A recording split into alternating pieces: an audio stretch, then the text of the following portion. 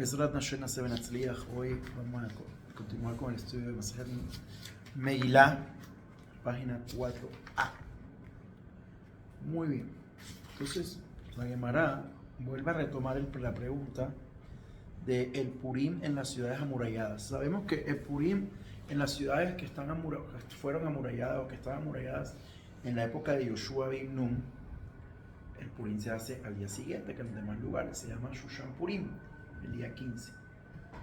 Entonces nos habló de que se hace el día 15 porque en la misma Megilá se nos explica que en ese día el pueblo en la ciudad de Shushan duró un día más combatiendo. Entonces celebraron al día siguiente porque los combates se extendieron mucho más. ¿Y por qué en la época de Yoshua bin Nun se remontan a que la ciudad que estaba amurallada en la época de Yoshua bin Nun por un Kalba Homer Perisi, por una Gesera Shabbat, por una comparación de términos, dicen que ir a la época de Yoshua bin Nun. Ahora hay otra explicación que no hemos dado, y es que como la época de Yoshua bin Nun, creo que sí la dimos, pero bueno, repasarlo, era un momento de gloria para el pueblo de Israel. Era un momento en el cual el pueblo de Israel se encontraba en un máximo nivel espiritual porque estaba conquistando la tierra de Israel y Hashem se manifestaba. Entonces también para asociar el milagro con algo de alabanza, algo de fortalecimiento y de éxito del pueblo de Israel. Ya voy a explicar un momento ese concepto. Srat Hashem, que estas palabras de Torah sean para Refuah Sholema, Refuah Shufua Guf, de la señora Merestela Bat María y de Katia Esther Bat Alma, que tengan Refuah Sholema, Refuah Shufua Guf. Amén. Como en el caso de Hanukkah, que venimos ahora a Hanukkah. Hanukkah, ¿qué recordamos? El milagro del aceite, ¿correcto? ¿Y por qué no recordamos el milagro de la guerra? Bueno, hay quien dice, no, dentro del milagro del aceite, recordamos la guerra. En la Nisim, entregaste a muchos en manos de pocos, ¿verdad? Libraste nuestra guerra. Dice, pero ¿por qué no hay algo específico del milagro de la guerra? Entonces, lo que pasa es que los Shmunaim tuvieron muchos errores. Entre los errores fueron que cuando ellos llegaron conquistaron el puerque, usurparon el título de ¿qué? De los reyes de Israel. Entonces, a mí en la Gemara no le dan tanta relevancia a esto. Para acá lo mismo. En el caso de Purim, quieren asociar la mitzvah con algo de honor, con algo de recordar la época en que el pueblo de Israel se encontraba dentro de sus fronteras y que Akadosh Baruj Hu iba ayudando al pueblo de Israel para ganar las batallas y conquistar toda nuestra tierra. ¿En la época de quién? De Josué, de Yoshua. Ahora, dice, retoma la Gemara este tema y dice, Amar Rabbi Yoshua ben Levi, dijo Rabbi Yoshua ben Levi en la siguiente variante: una ciudad amurallada y todas las ciudades adyacentes a ellas. O sea, como estábamos hablando que en las ciudades amuralladas Purim se hace el día 15 y en las adyacencias, es decir, en lo que está alrededor, aunque no esté amurallado, también se hace el día 15. Exactamente. Y hablamos de cuando la cercanía, de que es un mil, ¿qué se llama que una ciudad está cerca a la otra? Dice hasta un mil. ¿Cuánto es un mil? 1 kilómetro. Es decir, que se puedan ver desde las ciudades adyacentes a ellas y todas sus ciudades no amuralladas, que se puedan ver con ellas, es decir, que se pueden ver desde las ciudades amuralladas, son consideradas como ciudades amuralladas. O sea, si se puede ver fácilmente desde una ciudad amurallada otro lugar no amurallado, entonces se considera. O sea, en Israel, por ejemplo, hoy en día, en nuestros días, hay un barrio, una grande que se llama Ramot, a las afueras de Jerusalén, saliendo de casa. Ramot, hay quien dice que no hace parte de Jerusalén, porque está allá lejos, de la parte histórica de la ciudad vieja, ni se diga, pero y de la parte moderna también. Entonces es un suburbio, se llama. Entonces, en Ramot se hace Purim el 14 o se hace Purim el 15. Está pegadito ahí. Entonces aquí la Gemara nos responde y nos dice, si se puede ver desde ella, la ciudad amurallada, se hace el día 15. Entonces se puede ver en ella, es decir, que se puede ver el día 15 de la ciudad amurallada, son consideradas como ciudades amuralladas, y la Megilá se debe leer en ellas el día 15. Y otra baraita se enseñó con respecto a esta, la baraita que hablando de todas las ciudades adyacentes a la ciudad amurallada, aunque no se puedan ver desde ella, Y asimismo que todas las ciudades no amuralladas que se pueden ver de ella, aunque no sean adyacentes a ella, la Gemara comienza a hacer la pregunta y dice, Shlema, ¿se entiende bien la enseñanza de la Baraita que dice? Todas las ciudades no amuralladas, que se puedan ver de ella, aunque no sean adyacentes a ella, pues en este caso se puede dar cuando la ciudad no amurallada está ubicada en la cima de una montaña, donde puede ser vista desde la ciudad amurallada, aunque a cierta distancia de ella. Sin embargo, la enseñanza que dice, todas las ciudades adyacentes, aunque no se puedan ver de ella, ¿de dónde se puede dar este caso? Ama Rabbi Yirmiyah, de Rabbi Yirmiyah, se da un caso en que la ciudad no amurallada está ubicada en un valle donde no puede ser vista desde la ciudad amurallada, aunque esté muy cerca a ella. O sea, ¿cómo es la ubicación?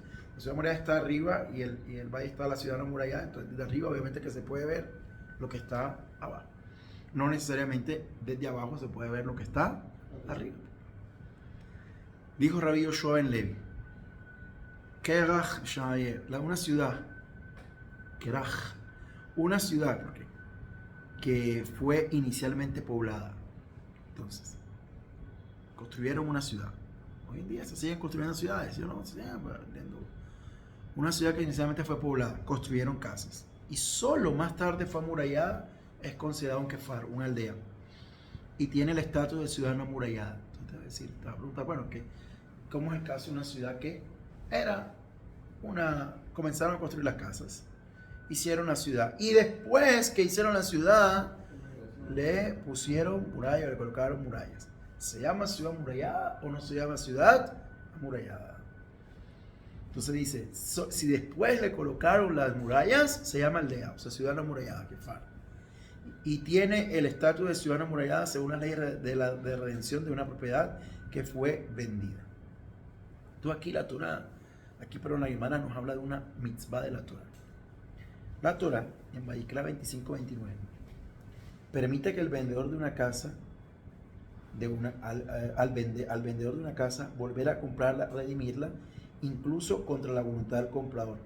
El margen de tiempo que dispone para redimirla varía según el estatus de la ciudad. Si la casa está ubicada en una ciudad no amurallada, el vendedor tiene derecho a redimirla en cualquier momento después de la venta original.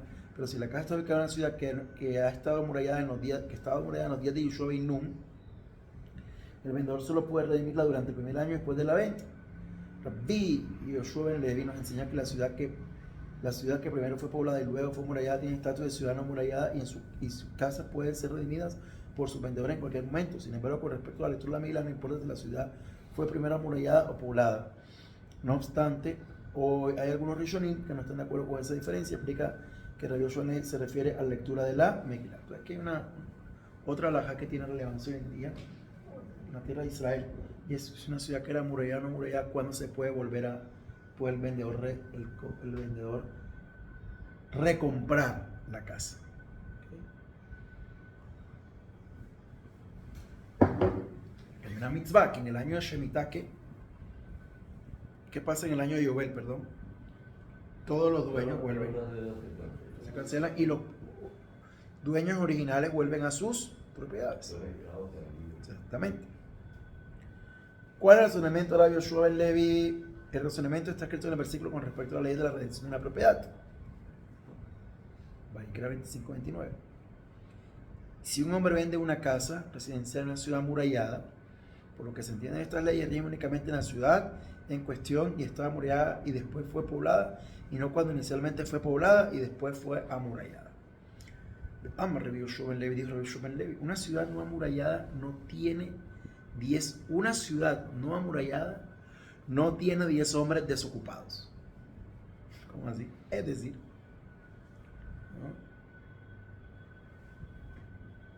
no tiene 10 hombres desocupados. Es decir, personas que estén libres de trabajo y estén disponibles para permanecer en el Beit Knesset. O sea, gente que va y estudia en el Kolel, que estudia todo el día, Baruch Hashem, a fin de que haya 10 personas en cada tefila, es considerada una aldea.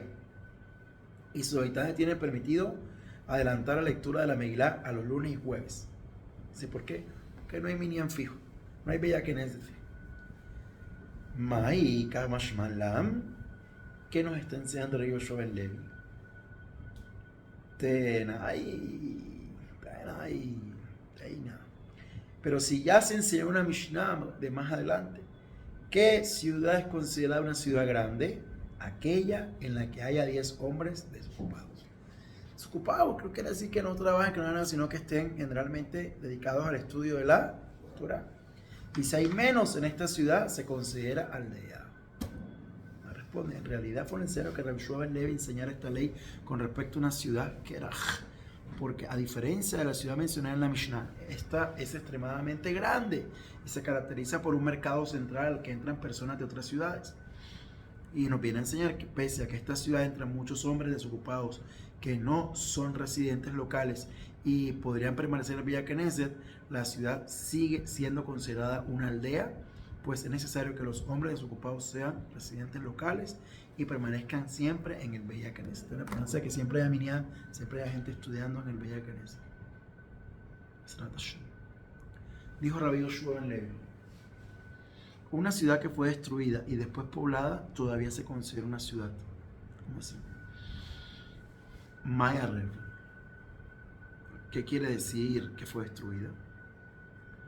Si dijera que sus murallas fueron destruidas y que viene a enseñarnos que si fue poblada, amurallada nuevamente, si es considerada ciudad amurallada, pero si no fue poblada, no, entonces cabe objetar. Pero ¿cómo puedes decir eso? Dice el Señor en la siguiente baraita. Rabbi Eliezer bar Yossi dice, en este versículo, con respecto a la redención de una casa que tiene asher lo murallas, dado que la palabra lo, que significa tiene, o sea que esta tiene murallas, está escrito con una alef adicional, lo. Generalmente cuando lo significa la posesión de algo, que alguien tiene algo, no lo de negación, que se escribe diferente. Este lo se escribe lamed vav, ¿ok? Por ejemplo, que es posesión de alguien. Por ejemplo, si digo natata lo, dáselo a él porque es de él, ¿ok? Y el otro es lo. El otro es con alef, lo de negación. Entonces, aquí esto se escribe alef vav, lo, que quiere decir de posesión.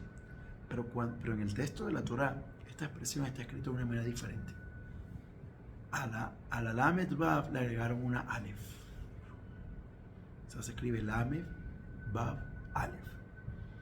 Entonces dice, y dado que la palabra lo, que significa tiene, está escrita con una alef adicional, de modo que se podrá leer también lo, que es lo, no tiene. O sea, no, lo es no. Aprendemos que el estatus de una ciudad amurallada se conserva aunque la ciudad no tenga murallas ahora. Es decir, si fue amurallada en la época de Yoshua ben Nun, aunque tú vayas ahora y no veas murallas, se sigue llamando ¿qué? Ciudad amurallada. Eso fue lo que habló aquí Ralph Friedman cuando estuvo en Lod, donde él vive, que descubrieron murallas de la época. Por esta de acá se crea un... O sea que las ciudades que se crean, la muralla después que se crea la ciudad no es una ciudad amurallada. Pero aquella ciudad que no tiene murallas, pero anteriormente sí tuvo y se dieron cuenta que ya tiene lugar, sí se cataloga como ciudad amurallada. Se llama ciudad amurallada porque acaba de explicar acá la misma. Ahora, esto es en ciudades nuevas, ciudades que se hicieron después. Pero la ciudad de Yoshua, en la época de Yoshua ben Nun, todas son amuralladas. ¿Tiene muralla? ¿Por qué? ¿Qué? Perdón. Porque la ciudad que no tiene murallas, pero sí se considera ciudad amurallada, y la que ya tiene no se considera. O sea, porque por ejemplo, si esa la están construyendo y le hicieron una muralla, bueno, ya tiene su muralla, pero aquella que ya no la tiene, pero anteriormente sí es catalogada como ciudad. Porque lo que acaba de decir, acaba de hacer una derashá, ya que la Torah dijo, le agregó una alef, quiere decir lo que se puede leer como lo no tiene, quiere decir que si tuvo, ya se considera, aunque no tenga ahora, se considera como ciudad amurallada. ¿Ok? Ahora, ¿y por qué las otras que se construyeron después? ¿Por qué no? Porque la es clara. En la época de Yoshua ben Nun, no después, ya después otra historia. Entonces, por eso otras ciudades que ahora, que construyeron en la Edad Media, que también tenían muralla y todo lo demás, como aquí en América Latina, pues construyeron ciudades amuralladas, los españoles. No, pero eso ya es mucho después de la época de Yoshua ben Nun.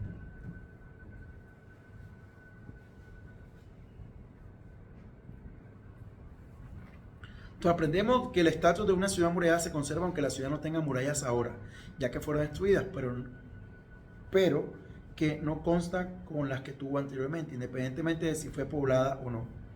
Elamai, más bien, ¿qué quiere decir que fue destruida? Que fue destruida en el sentido de que ya no hay en ella 10 hombres desocupados. Por lo tanto, se considera una aldea. Es decir, bueno, en un lugar donde no hay gente que estudie todo el tiempo, no se llama ciudad. O sea, para que se considere ciudad tiene que haber gente que se dedique al estudio de la pueblo. Dijo Rabí Yoshua ben Levi, las ciudades de Lot, de Ono y Gei Hashim son ciudades que estaban amuralladas en los días de Yoshua ben Nun. Y sus habitantes en la medirá el día 15 de Agar. Preguntaba Gemara, ¿y acaso estas ciudades, Lot o Lut, en día y Ono, las construyó Yoshua ben Levi? Yoshua ben Nun, perdón. Es decir, ya estaban construidas en esa época, pero si las construyó el Palal varios años después. Dipti. El Palal, como está escrito en el versículo, Divrei Yamim 8:12. El Paal, perdón, el Paal es verbo. El Paal, Eber, Misham y Shemet. Él construyó Ono y Lot con sus arrabales. Me cuestiona la pregunta. Según tu razonamiento, que cuando un versículo dice que había construido una ciudad, está indicando que nunca antes había sido construida. Estas ciudades tampoco pudieron haber existido en los días del Paal, ya que fue dicho, fueron construidas por Asa, rey de Judá, que vivió varios años después de El Paal. Y como está escrito en otro versículo, y Asa construyó ciudades fortificadas en Judá. Por lo tanto, es evidente que estas ciudades ya habían sido construidas con anterioridad. Ya existían en la época de Yoshua ben Nun. ¿Por qué? Porque antes de Yoshua ben Nun, ¿qué pasaba? ¿Quiénes gobernaban ahí? Los cananeos. Y ellos tenían ciudades fortificadas. ¿Cómo sabemos que los cananeos tenían ciudades fortificadas? Por lo que hizo Yoshua ben Nun. Acuérdense, cuando Jericó. ¿Qué cayó de Jericó?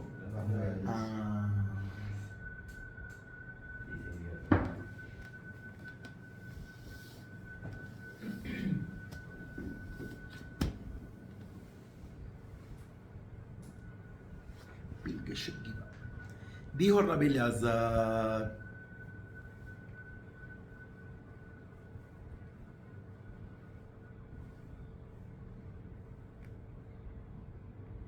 un trash interesante.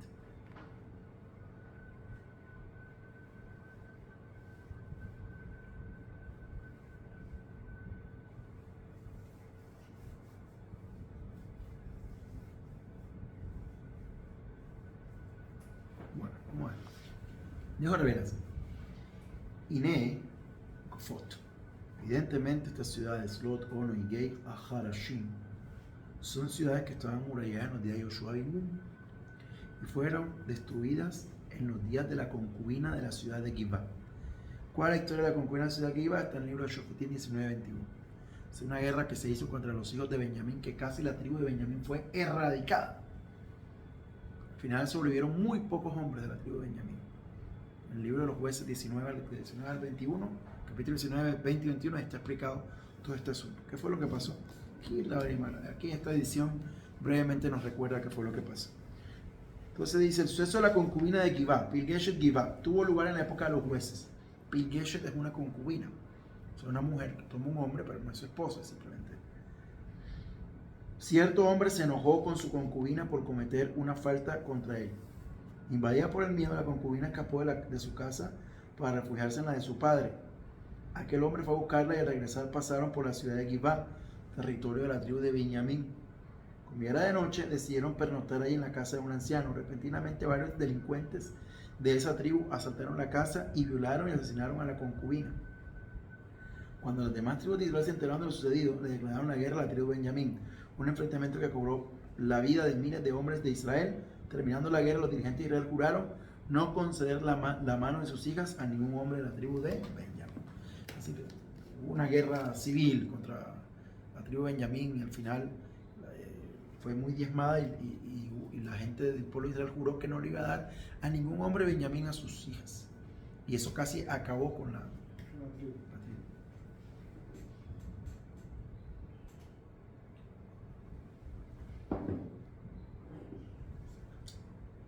durante la guerra que declararon las tribus de Israel a Benjamín. Luego fue el Baal y las volvió a construir. Posteriormente las ciudades cayeron en otra guerra y fue así la restauró. Lo que está diciendo es, mira, en la historia del pueblo de Israel, en la historia de Israel ha habido muchas guerras. Y las ciudades que se destruyen, se reconstruyen. El caso de Jerusalén. ¿Verdad? ¿Cuántas capas hay de momentos que fue destruida y fue reconstruida? Si no mal recuerdo, dicen que como unas 12 veces, 10 veces, fue Jerusalén en toda su historia destruida y reconstruida. Y edificada. Reedificada. Entonces dice, ya existía en la época de Josué en Rum, pero había sido ¿qué? Destruida y volvió a ser reedificada. Ello se puede inferir también en lo que está escrito con respecto a Asa en el siguiente versículo. Asa fue un rey de Israel y le dijo a la gente de Judá, construiremos estas ciudades, de lo que se infiere que estas ciudades ya existían con anterioridad. Es decir, antes de ser restauradas. O sea, lo que hizo fue restaurarlas, levantar, reedificar. La llamada se deduce de este versículo pues que efectivamente las ciudades que construyó Asa ya habían sido construidas con anterioridad. Dijo Rabbi Yoshua ben Levi, las mujeres están obligadas a cumplir con la mitzvah de la lectura de la Megilá. ¿Qué pasa? ¿Por qué esto es tan importante? Aunque la regla indica que están exentas de todas las mitzvot AC, sujetas a un tiempo definido. Meset Kiddushin 29 años. Entonces, es una regla en Halalaha. Kol mitzvot, Shema, Ezman, Shel Grama, Ishot, Onashot, Peturot.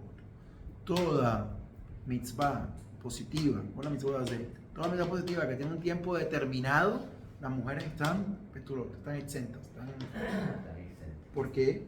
Maset Kiddushin, en el 29 años explica que lo central de la mujer es su rol de madre, de educadora, su rol de formadora en el hogar. No las queremos, los amis no quisieron sobrecargarlas con cosas que iban a desviar o que iban a hacer una carga demasiado fuerte, demasiado pesada, por decir, para las mujeres.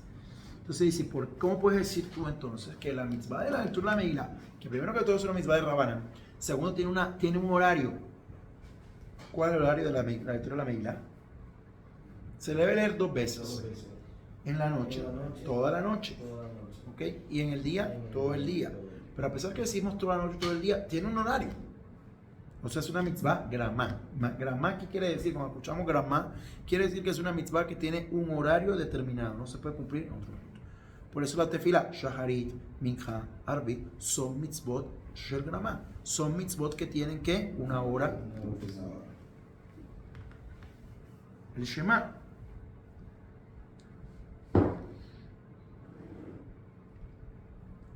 Aunque la regla indica que están exentas de todas las mitzvot de Asek a un tiempo definido, ya que ellas también participaron de aquel milagro de Purim y se salvaron de la exterminación y destrucción que había planeado Amán y Máximo Sicrino contra el pueblo judío, como dice el versículo, para destruir, matar y para exterminar a todos los judíos, desde joven hasta viejo, niños y mujeres. El decreto era todo. Y dijo Rabbi Yoshua ben Levi, cuando Purim cae en Shabbat, hoy en día, el Purim por fuera de la ciudad, el Purim acá, el 14 de Adar, nunca va a caer el Shabbat. Pero Purim, Shushan Purim sí puede caer en el Shabbat. Cuando Purim cae en Shabbat, motivo por el que las ciudades grandes adelantan la lectura de la Megilá al jueves, porque en Shabbat no se puede leer, se hacen preguntas y se exponen derashot concernientes al propio día. ¿Por qué Rabbi Yoshua ben Levi enseñó específicamente esta ley con respecto a Purim? Afilu beyom tov name. Si la misma ley también se aplica a todas las festividades, como se menciona en el siguiente parágrafo. Dice, ¿por qué Purim? Sabemos, pues, si Pesach cae en Shabbat, no vamos a hablar de Pesach. Obvio, vamos a hablar de Pesach. Si Shavuot cae en Shabbat, vamos a hablar de cada festividad que cae en Shabbat. Un Hanukkah, en el Shabbat Hanukkah siempre hablamos de Hanukkah. Todos los días, también Shabbat.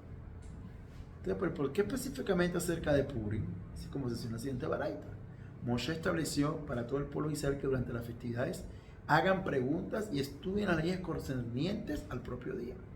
O sea, se estudia lo del día, lo de la fiesta. Las leyes de Pesach en Pesach, leyes de Atzeret, de Shavuot en Atzeret. O sea, Atzeret de Shavuot. Y las leyes de Sukkot en Sukkot. Además responde Purim Beitzrekalae. En realidad fue necesario que Rabbi Yoshua le enseñara esta ley con respecto a Purim, pues podrías pensar que cuando Purim cae en Shabbat, deberíamos decretar que está prohibido exponer de la shot concernientes al día de Purim debido al decreto de Rabba, quien establece más adelante que está prohibido leer la Megilá en Shabbat. Pero aquí la Torah nos está diciendo, la Gemara, pero está diciendo que esto fue un decreto, y vamos a ver, de Rabba. Rabba estableció su Beidín, que era prohibido leer la Megilá en Shabbat. Entonces la gente dice, bueno, ya que está prohibido leer la Megilá en Shabbat, tampoco no se debe hablar de cosas de Purim en Shabbat. Pero no, sí se debe hablar de cosas de Purim en Shabbat. ¿Ya fue que lo estableció Moshe? Perdón. ¿Ya fue que lo estableció? Rabba. Rabba estableció que no se lea la Megilá en Shabbat.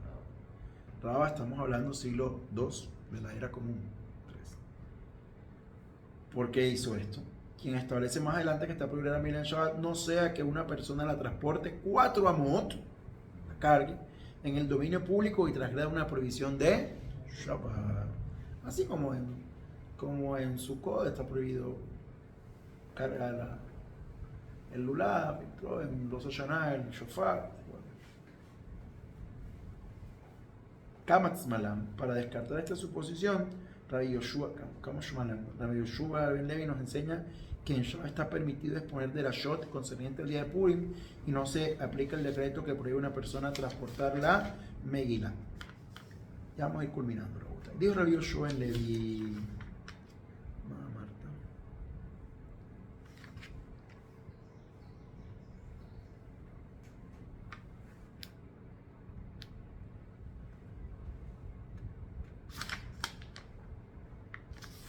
Dijo Rabbi Yoshua Ben Levi.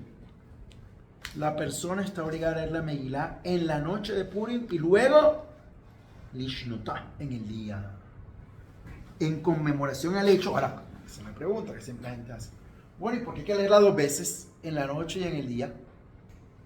¿Verdad? Primero una sola vez y ya. La Agadá de Pesaj, ¿cuándo la leemos? ¿En la noche y en el día o 2 veces? Solamente en la noche. Que es en el relato, ¿verdad? Que la Torah nos ordena y lo contarás a tu hijo. Ese es mi deoraita. La Megilá, o sea, es de la Torah. Pero en el caso, solamente la lee en la noche. Pero en el caso de Purim, de la Megilá, de la narración del milagro de Purim, ¿cuándo se lee? 2 veces. En la noche y en el día. Y es más, una alajá adicional. Un bonus track. Si una persona no leyó la Megilá en la noche por la razón que sea, por una situación, ¿puede leerla 2 veces en el día y ya cumplió? No. Es como en el caso de las Nerot de Hanukkah, no tiene reemplazo. Por eso hay que estar muy pendiente de eso. Son 2 veces y si no lo hiciste en la noche, ya perdió esa oportunidad. O si lo hiciste en la noche pero en el día no escuchaste otra vez, también perdió. Tiene que ser muy... Ahora, tiene toda la noche y tiene todo el día. Pero la persona zerizim, persona diligente en las mitzvot, lo hace rápido, lo hace en la mejor, lo más rápido, pero no solamente rápido, sino a la primera hora posible. Los dirigentes vendrá la bendición. Sí, a la primera hora que se pueda. Depende de a qué hora programaron el lugar. ¿Qué van a leer? Ahora sí lo puede leer solo. Vamos a hablar de eso.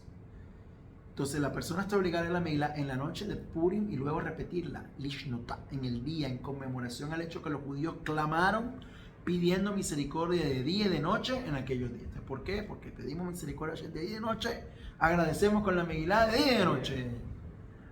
Como dice el versículo en Teilín 22, que es el Teilín que se lee en el día de Purim. Teilín 22 está relacionado con Purim, porque ahí habla Esther, que Hashem se ocultó, Esther, ocultamiento, como la protagonista, en el versículo que alude al suceso de Purim. ¿Okay? Ayer da Shahar se llama este salmo en alusión a que Esther se compara a una gacela, Ayala. Gacela. Ayala, gacela. Ayala. Entonces, oh Dios mío, te invoco de día, pero no me respondas. Y en la noche no me callaré. Añade. Me vine. Algunos de los estudiantes de la yeshiva que escucharon esta enseñanza entendieron de ella que uno está obligado a leer la Megilá en la noche de Purim y a estudiar las Mishnayot respectivas del tratado de Megilá, existe tratado durante el día, ya que el término Lishnotah puede entenderse también en el estudio de la Mishnah, y así hay gente que lo hace en Purim, estudia más el Megilá, que habla de la ley de Purim.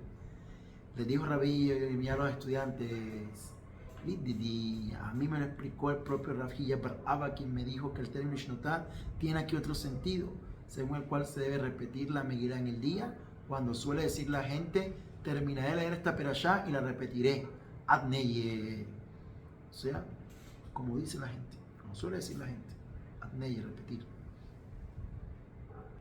Entonces, de día y de noche, no es el Mishnah, tienes que de día y de noche. Eso nos enseñó también el Bea Midrash. Amar Ribi Helvo. Amar Ula. Dijo Ribi Helvo, el nombre de Ula de la ciudad de Biri. La persona está obligada a leer la Megilá en la noche de Purim y luego repetirla en el día, como dice otro versículo. Pues lo trae un versículo de acá. Y que alude a Megilá de Esther, un Salmo 30:13, que dice: para que te cante alabanzas mi honra, mi alma y no calle. Oh Hashem, Dios mío, por siempre te agradeceré. Tal como se entiende que hay que cantar la alabanza a Hashem una vez y no callar, sino alabarlo de vuelta. Por esa razón en Purim no hay alel. Vamos a ver más adelante. ¿Por qué no hay alel? Sin Hanukkah, que también es de Rabaná, no hay alel. Hay alel. Todos los días de Hanukkah, ¿verdad? 8 días de alel. Acá en Purim no. ¿Por qué? Porque la Megilá es la alabanza a Hashem. Es el alel. Por eso no se hace. Ya se hace la alabanza, ¿no? Sí. Ahí está. Bueno, preguntas. No sé. Primera pregunta fuera del tema. Dígame. Cuando dice la guerra de Gog y Magog, Right. pero Magog es una tierra de Gog, Es un rey. es un rey. Gog es un rey, pero Magog es la tierra del rey. Sí.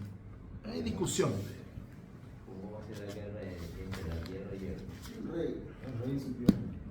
La guerra de Gog y Magog no quiere decir sino que él, Gog, que domina Magog, va a convencer a toda su gente de marchar contra Israel. ¿Ok? O sea, por eso son los dos. Y ahí es conjunción. Él y su gente van a venir en contra del pueblo de O Israel. sea, en vez de tierra, la gente en este caso. La gente que compone que habita en la tierra, los habitantes de la tierra de Magog. Okay. Hay mucha discusión hoy en día, que son los chinos, que son los rusos, que son estos, que son. Bueno, vendrá del norte, pero. Sí, dice, viene del norte, todo lo demás. Ahora, yo escucho un jaján grande, no me pregunten porque podríamos inclusive invitarlo a que él nos hable de eso, porque él habla muy bien español, un jaján de México, que él decía, ¿no? O sea, yo puedo inclusive invitarlo si quieren a que venga o que nos dé una clase por Zoom, no sé, porque es un jajamín con el que estudio. Él habló así muy someramente, pero no entró en eso. Pero yo sé que él habla de ese tema. Que la guerra de Gog y Magog fue la Segunda Guerra Mundial. ¿Ok? Y él trae unas pruebas y habla de eso. O sea, hay opiniones. Porque todo este tema de lo que fue la profecía de Daniel, bueno, aquí estudiamos que no era un profeta, que era un mensajero. O la profecía de Yehezkel, porque esto también se llama el profeta Yehezkel. Son cosas que están enigmáticas, ¿ok? Aunque nuestros jamín nos han explicado, nos han hablado y nos han dicho a lo largo de la historia a qué se puede referir este tema, pero siempre hay opiniones, no que es esto, no que es esto, no que es aquí, no que es acá.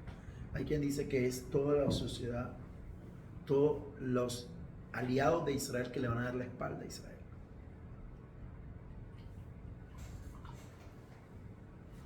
Léase Estados Unidos, léase el mundo occidental. Cualquiera, sí. Sí, Colombia. por eso todo el mundo Pero occidental. ya le doy la espalda. Pero hablamos de las grandes potencias del mundo. Ah, no, claro. Ah, no. ¿Ok?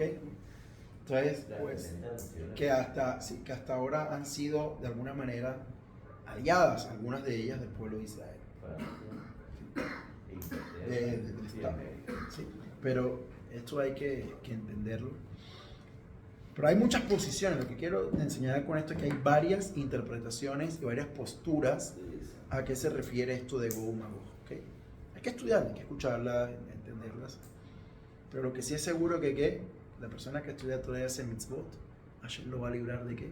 De todo sufrimiento. Baruch Adonai Leolam. Amén. Hasta aquí, Berujim. Excelente día para todos.